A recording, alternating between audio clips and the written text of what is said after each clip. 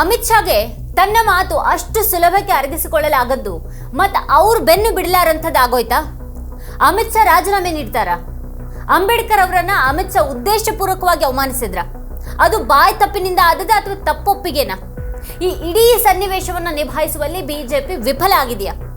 ವಿಡಿಯೋಗಳನ್ನ ಇಟ್ಕೊಂಡು ವಿರೋಧಿಗಳ ವಿಷಯದಲ್ಲಿ ಆಟವಾಡುವಂಥ ಬಿಜೆಪಿ ಈಗ ತನ್ನ ನಾಯಕನ ವಿಡಿಯೋವನ್ನು ತೆಗೆದುಹಾಕೋದಕ್ಕೆ ಎಕ್ಸ್ಗೆ ಸೂಚಿಸ್ತಾ ಇರೋದು ಯಾಕೆ? ಬಿಜೆಪಿ ಯಾಕೆ ಈ ವಿಷಯದಲ್ಲಿ ಹಿಂದೆ ಸರಿದಿದೆ? ಅಂಬೇಡ್ಕರ್ ಬಗ್ಗೆ ಬೇಕಾಬಿಟ್ಟಿ ಮಾತನಾಡುವ ಮೂಲಕ ಬಿಜೆಪಿ ರಾಜಕೀಯ ಟೈಮ್ ಬಾಂಬ್ ಮೇಲೆ ಹೆಜ್ಜೆ ಇಡ್ತಾ? ಇತರ ಪ್ರತಿಭಟನೆಗಳ ಬಗ್ಗೆ ಅಪರೂಪಕ್ಕೆ ಟ್ವೀಟ್ ಮಾಡುವಂತ ಪ್ರಧಾನಿ ಮೋದಿ ಈಗ ಅಮಿತ್ ಶಾ ಅವರನ್ನ ಸಮರ್ಥಿಸಿಕೊಳ್ಳೋದಕ್ಕೆ ಸರಣಿ ಟ್ವೀಟ್ಗಳನ್ನ ಮಾಡಬೇಕಾದಂತಹ ಸ್ಥಿತಿ ಏನ್ ಬಂತು? ಡಾಕ್ಟರ್ ಅಂಬೇಡ್ಕರ್ ಬಗ್ಗೆ ನಕಾರಾತ್ಮಕವಾಗಿ ಮಾತನಾಡೋದ್ರ ಪರಿಣಾಮವನ್ನ ಯಾರೂ ಊಹಿಸಲು ಸಾಧ್ಯವಿಲ್ಲದಿರೋದು ಭಾರತಕ್ಕೆ ಎಷ್ಟು ಒಳ್ಳೆಯದು. ಅಂಬೇಡ್ಕರ್ ಅಂತಹ ವ್ಯಕ್ತಿ ಆದರ್ಶಗಳು ಈಗ ಅಧಿಕಾರದಲ್ಲಿರೋದಕ್ಕೆ ಕೇಂದ್ರ ಬಿಂದುವಾಗಿರೋದು ಭಾರತದ ಭವಿಷ್ಯಕ್ಕೆ ಎಷ್ಟು ಒಳ್ಳೆಯದು. ಅಂಬೇಡ್ಕರ್ ಮತ್ತು ಸಾವರ್ಕರ್ ಒಟ್ಟಿಗೆ ಇರೋದಾದ್ರೂ ಸಾಧ್ಯ ಇದೆಯಾ? ಅಂಬೇಡ್ಕರ್ ಮತ್ತು ಸಾವರ್ಕರ್ ಹೆಸರನ್ನು ಒಟ್ಟಿಗೆ ಬಳಸುವಂತ ಬಿಜೆಪಿಯ ಈ ಬೂಟಾಟಿಕೆಗೆ ಕೊನೆಗಾಲ ಬಂದಿದೆಯಾ?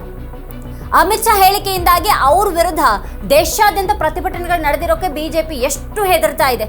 ಅದು ಯಾಕೆ ಹೆದರಲೇಬೇಕಾಗಿದೆ?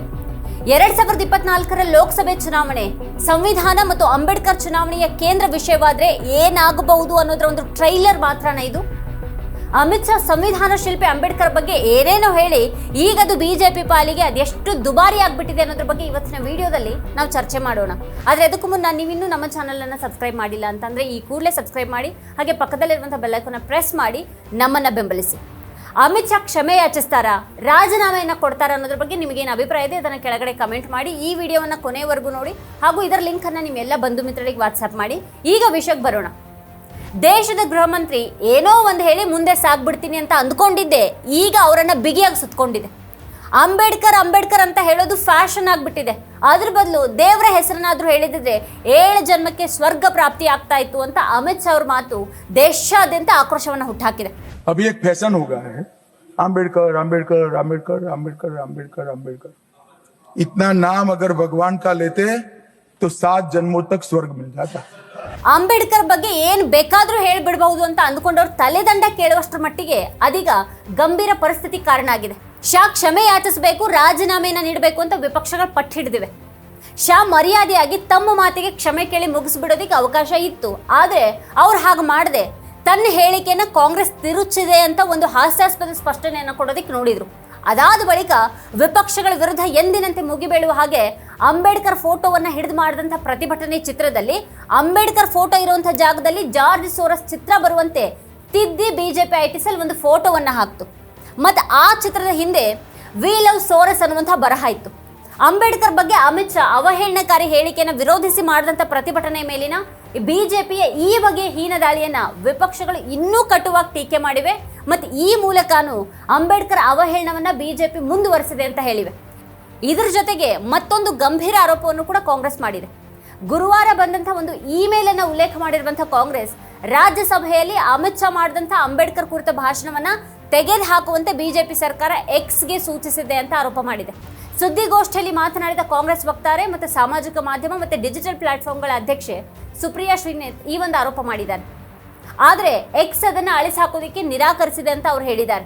ಶಾ ಭಾಷಣದ ಕ್ಲಿಪ್ ಅನ್ನ ತೆಗೆಯುವಂತೆ ಎಕ್ಸ್ ದಿಂದ ಕಾಂಗ್ರೆಸ್ ನಾಯಕರುಗಳಿಗೆ ನೋಟಿಸ್ ಬಂದಿದ್ರ ಬಗ್ಗೆ ವರದಿಗಳು ಹೇಳ್ತಾ ಇವೆ. कल रात को कांग्रेस के तमाम नेताओं को, हमारे सांसदों को, हमारे पदाधिकारियों को, विपक्ष के काफी सारे लोगों को, कांग्रेस के ऑफिशियल हैंडल को एक्स की तरफ से एक ये मेल आया।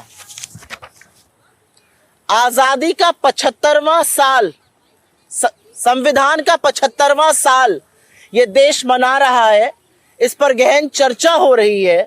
उस चर्चा में बीजेपी के नेता और इस देश के गृह मंत्री बेहद अपमानजनक बातें कर रहे हैं डॉक्टर अंबेडकर के लिए, बाबा साहब के लिए जो बातें कर रहे हैं वो अक्षम्य अपराध है।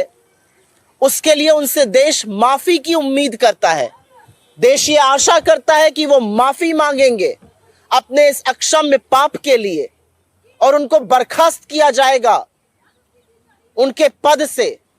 लेकिन बजाय वो होने के अमित शाह, मोदी सरकार और इस देश का पूरा तंत्र लगा हुआ है उनको बचाने के लिए। ಶಾ ತಮ್ಮ ಭಾಷಣದಲ್ಲಿ ಯಾವುದೇ ತಪ್ಪಿಲ್ಲ ಅಂತ ಭಾವಿಸೋದಾದ್ರೆ ಗೃಹ ಸಚಿವಾಲಯ ಅದನ್ನ ಅಳಿಸೋದಕ್ಕೆ ಯಾಕೆ ಎಕ್ಸ್ ಅನ್ನ ಕೇಳಿದಂತ ಕಾಂಗ್ರೆಸ್ ನಾಯಕರು ಪ್ರಶ್ನೆ ಮಾಡಿದ್ದಾರೆ.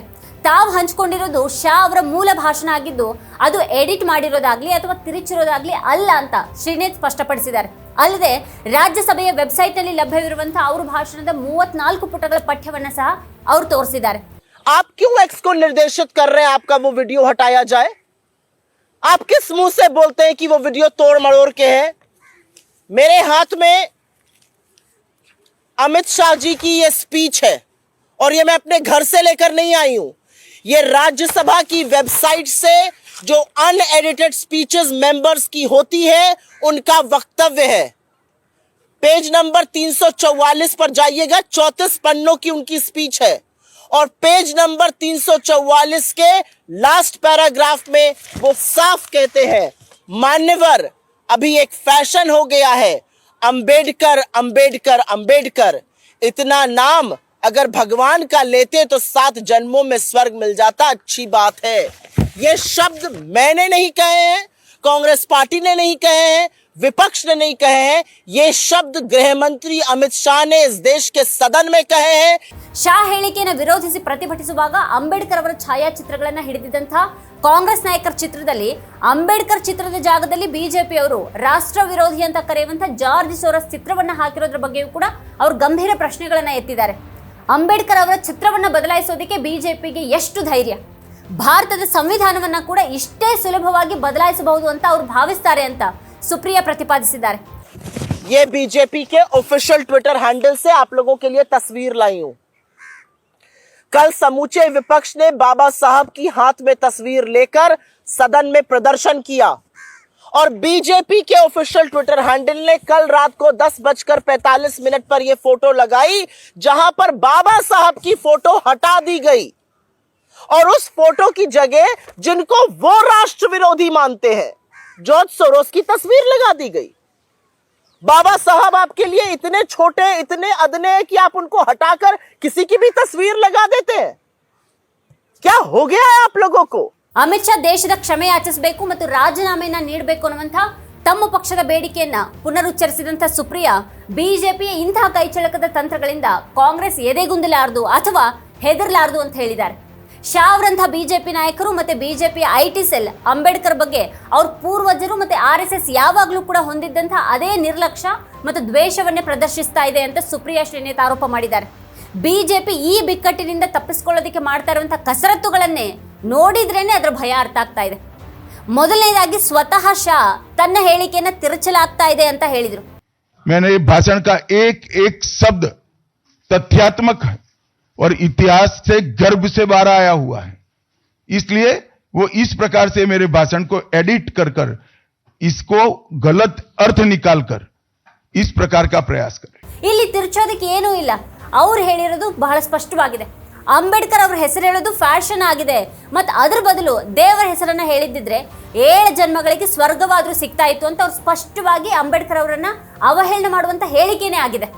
ಅದಾದ ನಂತರ ಮೋದಿ ಟ್ವೀಟ್ಗಳ ಮೇಲೆ ಟ್ವೀಟ್ ಮಾಡಿ ಶಾ ಸಮರ್ಥನೆಗೆ ನಿಂತರು. ಕಾಂಗ್ರೆಸ್ ಅಂಬೇಡ್ಕರ್ ವಿರೋಧಿ ಅಂತ ಹೇಳಿದ್ರು. ಇದಾದ ಬಳಿಕ ಬಿಜೆಪಿ ವಿಪಕ್ಷಗಳ ಪ್ರತಿಭಟನೆಯನ್ನ ಹೀಗಳೆಯೋದಕ್ಕೆ ನೋಡ್ತು. ಅದರ ನಡುವೆನೆ ಸರ್ಕಾರ ಎಕ್ಸ್ ಮೂಲಕ ಕಾಂಗ್ರೆಸ್ ನಾಯಕರನ್ನ ಭಯಪಡಿಸಿ ಅಮಿತ್ ಶಾ ಭಾಷಣದ ಕ್ಲಿಪ್ಗಳನ್ನ ತೆಗೆಸೋದಕ್ಕೆ ಪ್ರಯತ್ನ ಪಡ್ತು. ಇದೆಲ್ಲದರ ಬಳಿಕ ಕಾಂಗ್ರೆಸ್ ನಾಯಕ ರಾಹುಲ್ ಗಾಂಧಿಯನ್ನ ಗೂಂಡಾ ಅನ್ನೋ ಮೂಲಕ ಮತ್ತೊಂದು ತಂತ್ರವನ್ನು ಕೂಡ ಹೆಣೆದಿದೆ. ಸಂಸತ್ತಿನ ಮಕರ ದ್ವಾರದ ಬಳಿ ಪ್ರತಿಭಟನೆ ಸಂದರ್ಭದಲ್ಲಿ ರಾಹುಲ್ ಬಿಜೆಪಿ ಸಂಸದರನ್ನ ತಳ್ಳಿ ಗಾಯಗೊಳಿಸಿದ್ದಾರೆ ಎನ್ನುವಂತಹ ಆರೋಪವನ್ನು ಹೊರಿಸಿ ಕೋಲಾಹಲ ಎಬ್ಬಿಸುವಂತಹ ಯತ್ನವನ್ನು ಕೂಡ ಬಿಜೆಪಿ ಮಾಡಿದೆ. ಆದ್ರೆ ತಮ್ಮನ್ನು ಖರ್ಗೆ ಅವರನ್ನ ತಳ್ಳಲಾಯಿತು, ಸಂಸತ್ ಭವನದ ಒಳಗೆ ಹೋಗದಂತೆ ತಮ್ಮನ್ನ ತಡೆಯಲಾಯಿತು ಅಂತ ರಾಹುಲ್ ಗಾಂಧಿ ಅವರು ಆರೋಪ ಮಾಡಿದ್ದಾರೆ.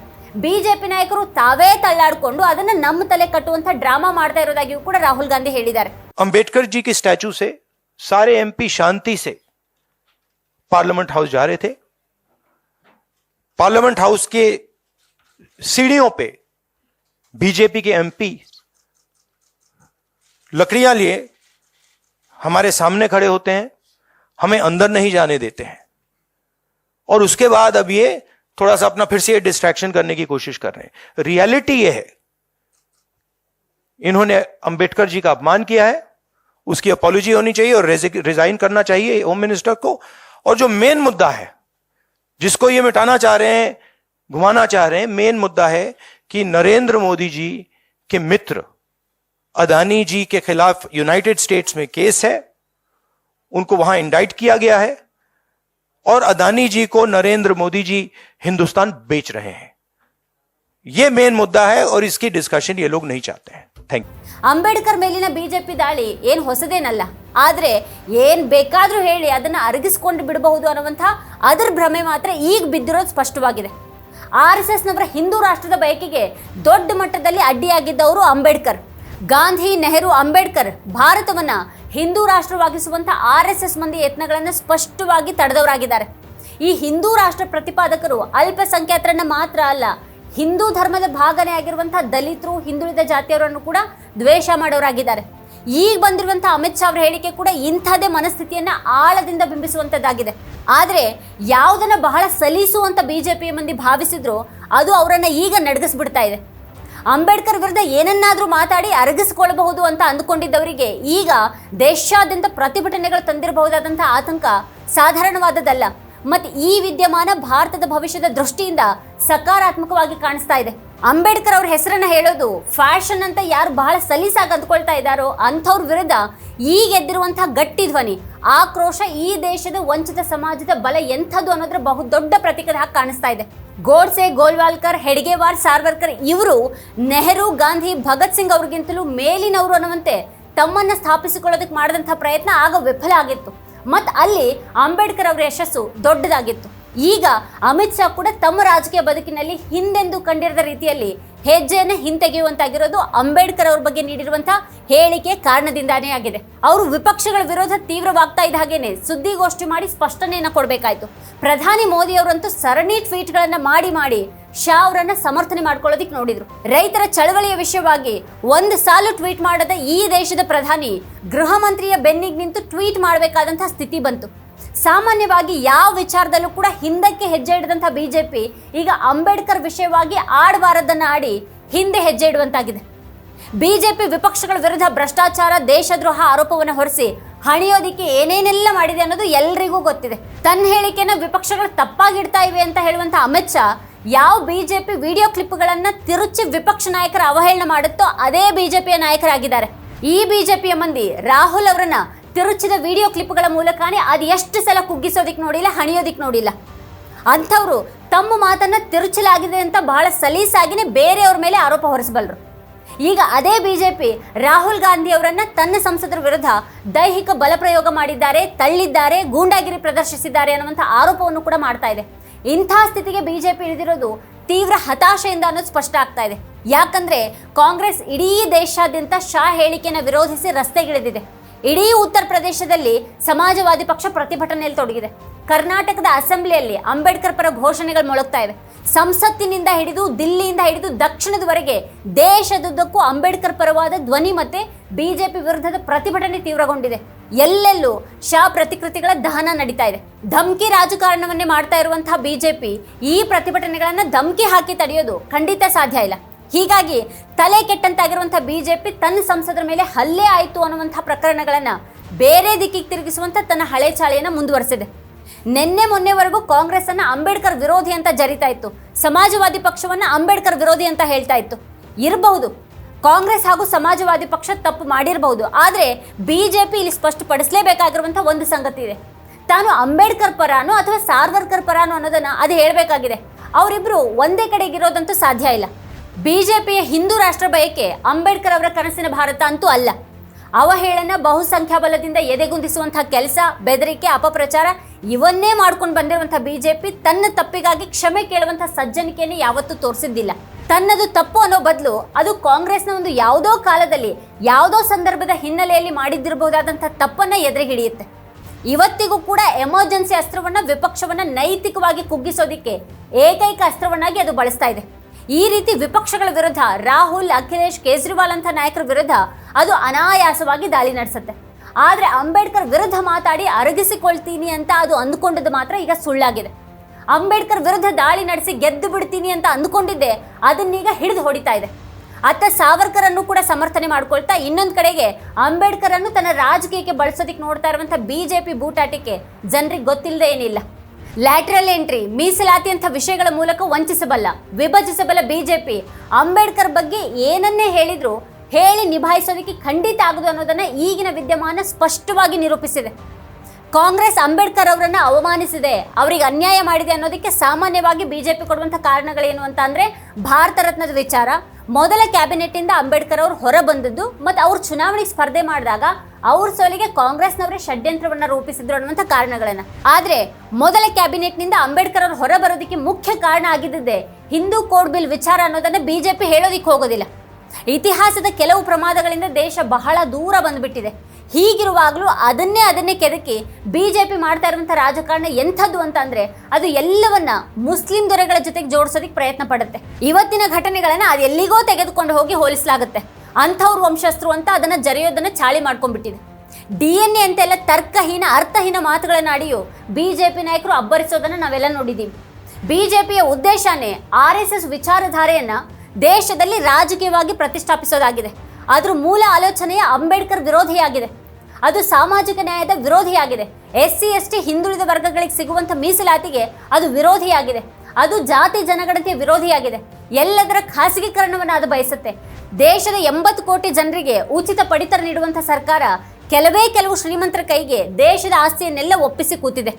ಗೋಲ್ವಾಲ್ಕರ್, ಹೆಡ್ಗೇವಾರ್, ಸಾವರ್ಕರ್ ವಿಚಾರಗಳ ಮೇಲೇನೆ ಬಿಜೆಪಿ ನಿಂತಿದೆ. ಆದರೆ ಎದುರು ನಿಂತಿರುವಂತಹ ವೈಚಾರಿಕವಾಗಿ ಪ್ರಬಲವಾಗಿರುವ ಸಾಮಾಜಿಕ ನ್ಯಾಯದ ಪರ ಇರುವಂತಹ ವಿಪಕ್ಷ ಅದರ ನಾಯಕರಾದಂಥ ರಾಹುಲ್ ಗಾಂಧಿ, ಅಖಿಲೇಶ್ ಯಾದವ್ ಮೂಲಕ ರೂಪುಗೊಳ್ತಾ ಇರುವಂತಹ ನೆರೆಟಿವ್ ಬಿಜೆಪಿಯನ್ನ ಈಗ ಭಯಗೊಳಿಸಿದೆ. ಹಾಗಾಗಿನೇ ಮೀಸಲಾತಿ ವಿರೋಧಿಯಾಗಿದ್ರು ಕೂಡ ಬಿಜೆಪಿ ಮೀಸಲಾತಿಯ ವಿರುದ್ಧ ನೇರವಾಗಿ ಏನನ್ನು ಹೇಳಲಾರ್ದಂಥ ಸ್ಥಿತಿಯಲ್ಲಿದೆ. ಜಾತಿ ಜನಗಣತಿಯನ್ನ ಅದು ಮಾಡಲಾರ್ದು, ಆದ್ರೂ ಹಾಗಂತ ಹೇಳೋದಿಕ್ಕೆ ಅದಕ್ಕೆ ಸಾಧ್ಯ ಇಲ್ಲ. ಅಂಬೇಡ್ಕರ್ ಅವ್ರ ಹೆಸರು ಅಂತ ಅಂದ್ರೆ ಆಗದಿದ್ರು ಕೂಡ ಅದು ಅಂಬೇಡ್ಕರ್ ಅವ್ರ ವಿರುದ್ಧ ಮಾತನಾಡಲಾರ್ದು. ಆದ್ರೆ ಅಂಬೇಡ್ಕರ್ ವಿರೋಧಿ ಮುಖ ಬಯಲಾದಾಗ್ಲೆಲ್ಲ ಅದು ಸೋಲಿನ ಅಂಚಿಗೆ ಬಂದಿದ್ದಿದೆ, ಸೋತ್ ಹೋಗಿದ್ದಿದೆ. ಅಂಬೇಡ್ಕರ್ ವಿರೋಧಿ ಅಂತ ಅಂದ್ರೆ ದಲಿತ ವಿರೋಧಿ, ಮಹಿಳಾ ವಿರೋಧಿ, ಹಿಂದುಳಿದವರ ವಿರೋಧಿ. ಹೀಗಿರುವಾಗ ರಾಹುಲ್ ಅವರು ಸಂವಿಧಾನವನ್ನ ಹಿಡಿದು ಅಂಬೇಡ್ಕರ್ ಪರ ಘೋಷಣೆ ಕೂಗುವಾಗ, ಜಾತಿ ಜನಗಣತಿಯ ಮಾತನಾಡುವಾಗ ಬಿಜೆಪಿ ಸಾವರ್ಕರನ್ನ ಬಚಾವ್ ಮಾಡೋದಕ್ಕೆ ಅಂಬೇಡ್ಕರ್ ಅವರನ್ನ ದೂರ ಮಾಡ್ಕೊಳ್ಳುವಂತಹ ಸ್ಥಿತಿಯಲ್ಲಿ ಇಲ್ಲ. ತನ್ನ ನಾಯಕ ಸಾವರ್ಕರ್ ವಿಲನ್ ಆಗೋದನ್ನ ತಪ್ಪಿಸೋದಿಕ್ಕೆ ಅಂಬೇಡ್ಕರ್ ಅವರ ಮೊರೆ ಹೋಗಿರುವ ಬಿಜೆಪಿ ಅಂಬೇಡ್ಕರ್ ವಿಷಯದಲ್ಲಿ ಪ್ರಾಮಾಣಿಕವಾಗಿಲ್ಲದಿರೋದೇ ಇವತ್ತು ಅದು ಇಂಥದೊಂದು ದೊಡ್ಡ ಪೇಚಿಗೆ ಸಿಲುಕಿರೋದಕ್ಕೆ ಕಾರಣ ಆಗಿದೆ. ಕಳೆದ ಲೋಕಸಭೆ ಚುನಾವಣೆಯಲ್ಲಿ ಅದು ಸೋತು ಗೆದ್ದಿರೋದು ಕೂಡ ಈ ಅಪ್ರಾಮಾಣಿಕತೆಯ ಫಲನೇ ಆಗಿತ್ತು ಅನ್ನೋದನ್ನ ಗಮನಿಸಿದ್ರೆ ಅದರ ಮೋಸದಾಟ, ಕಪಟತನದ ಕೇಡ್ಗಾಲ ಹತ್ತಿರವಾಗಿರೋ ಹಾಗಿದೆ. ಇದೇ ಈ ಹೊತ್ತಿನ ಸ್ಪೆಷಲ್. ನೋಡ್ತಾ ಇರಿ ವಾರ್ತಾ ಭಾರತಿ. ನೀವಿನ್ನೂ ವಾರ್ತಾ ಭಾರತಿ ಯೂಟ್ಯೂಬ್ ಚಾನಲನ್ನು ಸಬ್ಸ್ಕ್ರೈಬ್ ಮಾಡಿಲ್ಲ ಅಂತಂದರೆ ಈ ಕೂಡಲೇ ಸಬ್ಸ್ಕ್ರೈಬ್ ಮಾಡಿ. ಹಾಗೆಯೇ ಪಕ್ಕದಲ್ಲಿರುವಂಥ ಬೆಲ್ ಐಕಾನ್ನ ಪ್ರೆಸ್ ಮಾಡಿ ನಮ್ಮನ್ನು ಬೆಂಬಲಿಸಿ. Thank you.